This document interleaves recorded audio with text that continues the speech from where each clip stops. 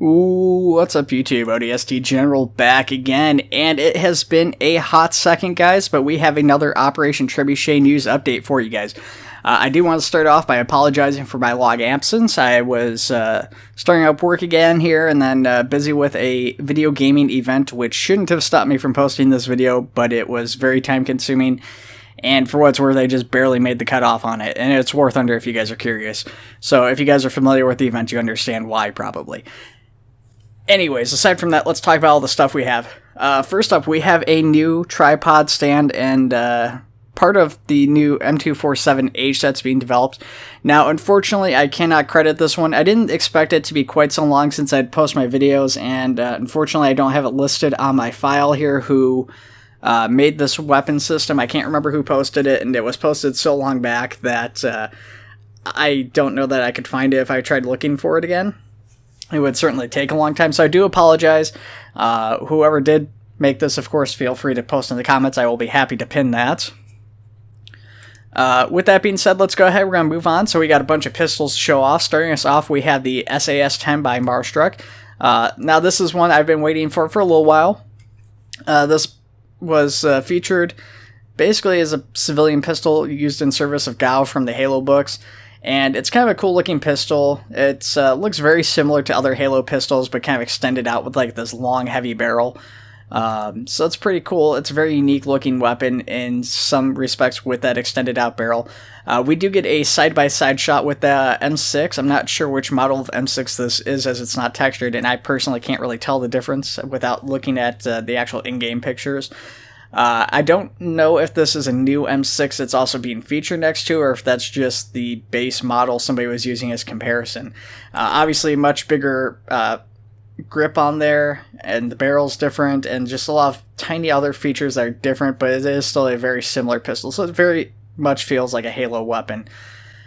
Aside from that, we then have the MK11, the Mark 11 pistol, which is based off the M9 Beretta, I believe, and it's kind of a cool looking weapon. Definitely feels like the Mark 50 sidekick, I think. So it kind of sort of feels Halo-like. I actually think I like this thing better than the Mark 50, to be honest with you guys. It actually feels a little bit more Halo than the Mark 50, so definitely a very cool thing. I also just noticed I started re-recording this because I just was struggling with my recording since it's been so long. Vespade, I see what you put on the title for this. Hello back to you. That caught me off guard the first time I recorded this. With that being said, let's go ahead and let's keep moving on. That brings us on over to rifles, which starts us off with the VK78 Commando, which is being worked on by Burgess. Not a huge fan of the weapon itself, but the model looks pretty good. It's going to fit very well with like CMA forces or OPFOR, insurrectionists, stuff like that. So ultimately, more weapons in the Halo universe, regardless of whether or not they're my favorite weapon design personally, is always a good thing. Aside from that, not too much else to say because it's still a good ways off from being finished. Definitely a lot of that detail out there. I've said this before time and time again, and I keep saying this with different developers, but we see a big improvement with Burgess's modeling skills here, more and more fine details. Definitely a large improvement over stuff he's done in the past, so always kind of exciting to see that sort of thing where you see those kind of improvements and gains in the models. That brings us back over to Vespade with the BR-55 heavy barrel variant, the Halo 3 battle rifle, that is. We see a picture of that with the sniper scope. I don't know if that's an indicator that we'll be able to do a lot more scopes with this variant of the battle rifle.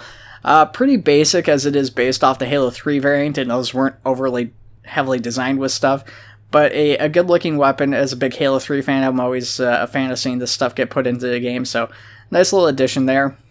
However, that is a bit overshadowed by Forky's variant, which is the Halo 2 Anniversary BR-55, and this thing, holy camoly, this is a slick-looking gun.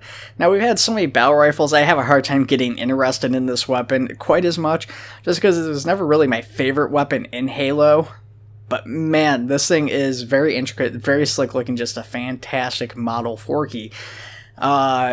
Cool stuff there. I don't have a whole lot more to say about it because, once again, it's a battle rifle. We've seen it before. It might perform a little bit differently than some of the battle rifles we've seen in the past, but ultimately not too crazy or different. We do get some nice renders of this, though, outside of armor, of course, but get it textured and everything, and man, this is a good-looking gun.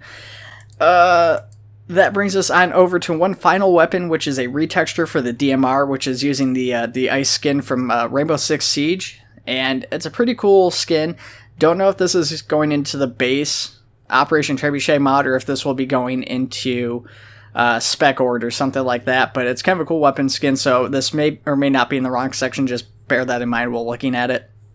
And it even looks better from certain other angles on other maps.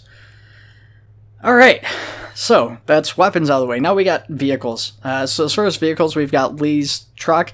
This is, of course, the semi-truck from Halo Reach, which is a little bit different than the version you guys probably are used to, because that is a extended body variant with a trailer, kind of well, not like a proper like semi-trailer, but like the back of it is actually like a cargo section or whatever.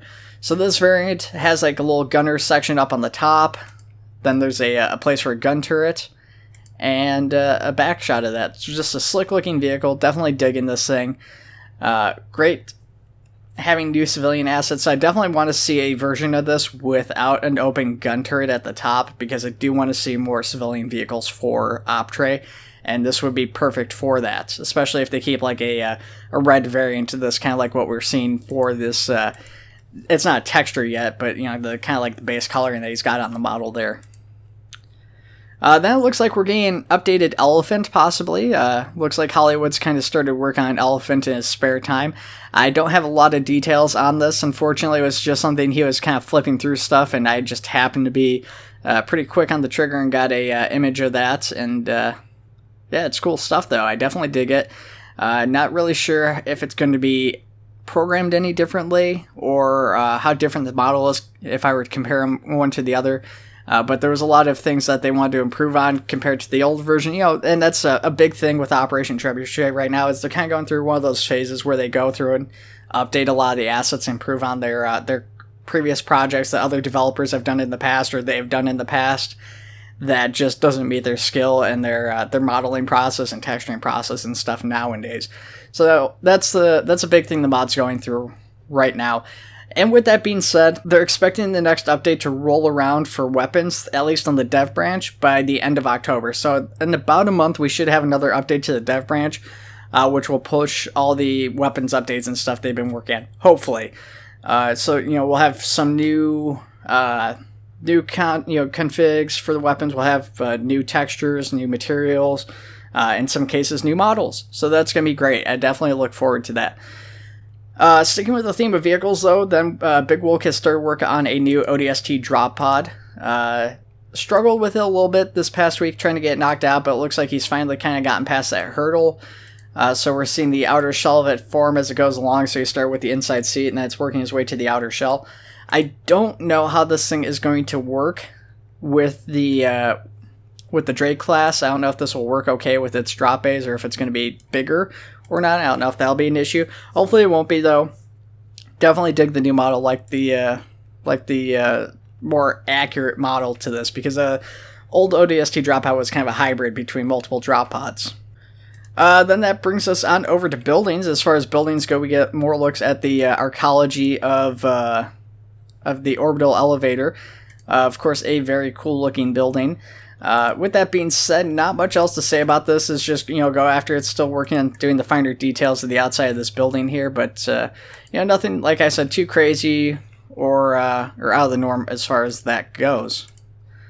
What we do have, though, that is a little bit more out of the norm, brings us on over to First Contact, and we have a Covenant drop pod. So, of course, if you guys are familiar with Halo 2, you've seen the Covenant drop pods, and they've had them in other Halo games, but I do believe this is based off the Halo 2 variant. So a very basic looking drop pod, basically a giant bullet that the elites drop down in, and it's just pretty cool. I mean, I would love to have a Covenant HEV for missions and stuff like that, something that you can drop enemies down in, or even playing as the Covenant yourself to drop down one of these tubes would probably be a really awesome experience. You might not see much inside the tube, but like just popping on this battlefield and having your shields going and everything, that would be a blast. Unfortunately, that is all I have for First Contact, so we're going to go ahead and we're going to move on over to community content, which brings us to Rabid Duck Sauce. Now, if you guys are familiar with Rabid Duck Sauce, you know we're going to be talking about the Flood already. He has been working on getting his Flood assets in-game, and so I've got some images of that. First up is a oversized Flood Pure form that is like 3 times bigger, 4 times bigger at least than this like Pelican here. So this thing is stupidly massive. Just a basic static object that he's trying to get into the game right now. So very long ways off. Not textured or anything, but still kind of neat. A little bit more viable is what he's got listed as the Starfish, which is just a static prop object. Obviously, once again, not textured or anything, but this one is just going to be a static prop anyways. So you guys get to see that in-game in this base here, so that's very cool looking. Definitely excited about that one. And then that brings us to the infection forms, which you guys get to see the different level of detail models and stuff, and see his most recent one on the right, and I think the original one's back on the left or something, but still a very awesome evolution as far as the details of this model go. Also in-game, sort of, pretty similar setup. Once again, still not textured, but these things actually work really well not being textured. And, yeah, I don't know exactly what he did. I'm guessing he did an attach to or something, but there is a video of this, which unfortunately I don't have. You kind of see the flood running around. It's a very brief video, though nothing super duper exciting, but still nonetheless very cool. And with that, guys, that is everything I have to talk about for the past 3 weeks of Operation Trebuchet. Maybe not as much as you'd expect for all that time, but I guess it kind of worked out. I hope you guys don't mind too much that there was such a long wait. Of course, guys, like always, I want to know what you guys were most excited about from today's video, what you guys are looking forward to the most in future videos and Operation Trebuchet content. Let me know that in the comments below, and other than that, take it easy, guys. I'll see you next time.